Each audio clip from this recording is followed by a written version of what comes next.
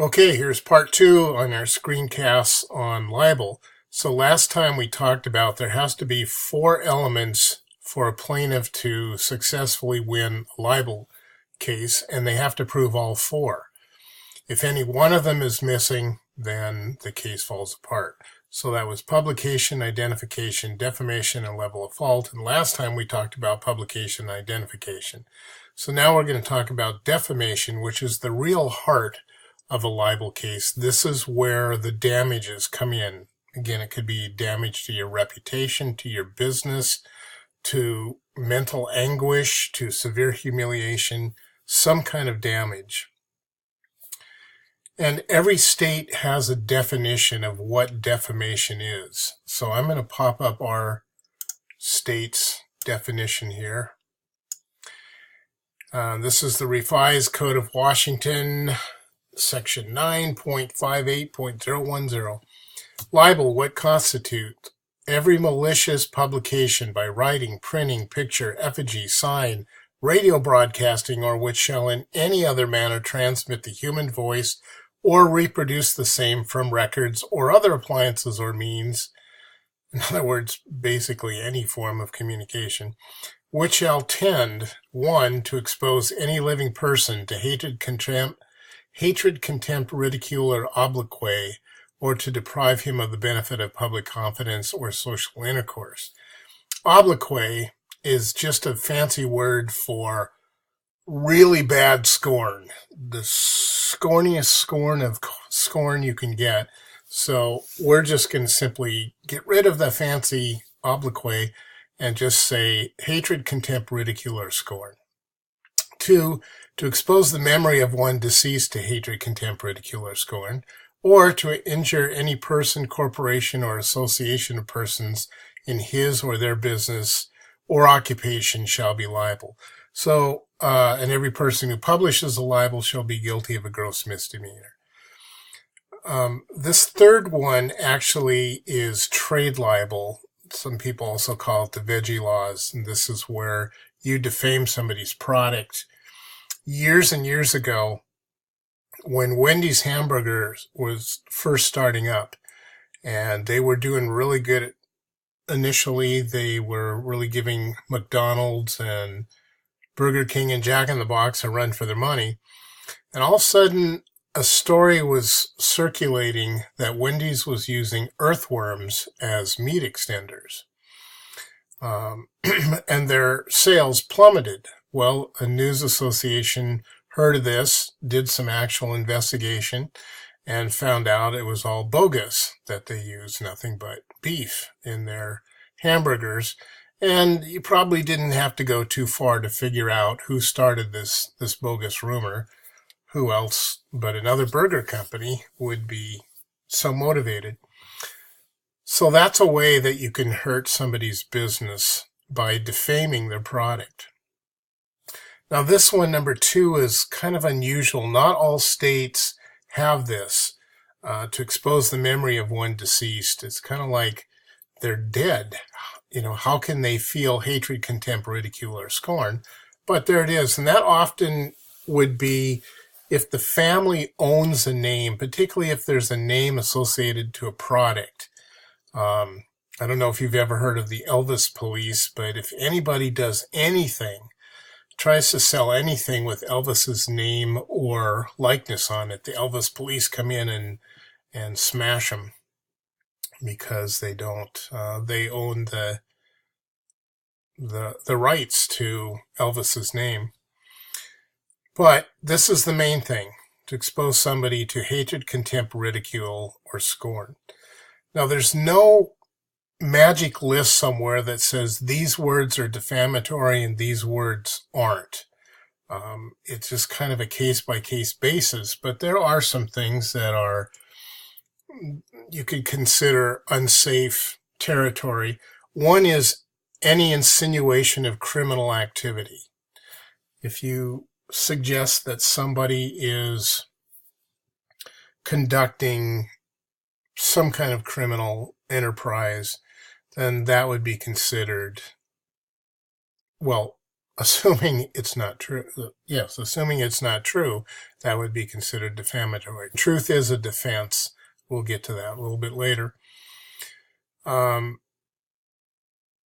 kind of sexual reference, that might suggest the person is, as the Bible would say, a loose liver. And it's difficult sometimes because what is considered defamatory can change with context, it can change with time, it can change with situations. For example, in terms of context, if I said, Ellen is not married. Okay, there's nothing wrong with that. It's just a statement of fact. It's true. Ellen is not married. There's nothing defamatory about not being married. If I said on another occasion, hey, Ellen just had a baby. Well, again, nothing defamatory. That's usually good news. But if I put it together and I used a certain tone of voice where I said, Ellen just had a baby and Ellen is not married, or I'm insinuating that Ellen's a bad girl, promiscuous, that certainly could be considered defamatory. So it's how you put things together and context. Once upon a time, Michael Jackson, it was good to be bad, like his song. But then Michael Jackson was accused of doing a bad thing, and that was not good. So again, bad can be good kind of bad, or it can be a bad kind of bad. Words can change with culture. One time, a friend of mine, his family was putting up a exchange student from England. And so we took him down to the Seattle Center and kind of kicking around there, showing him the sights. And I got talking with this guy. I don't remember where in England, London or Liverpool or Stratton on something, or I don't know where. But anyway, he came up to me and we were talking and he said, excuse me, have you got a fag? And I said, excuse me? He said, a fag. Have you got a fag? Well, I could see my friends in the background all laughing, probably put him up to it without knowing the difference. And I said, Chauncey, walk with me, talk with me. Let's talk about British terms versus American terms.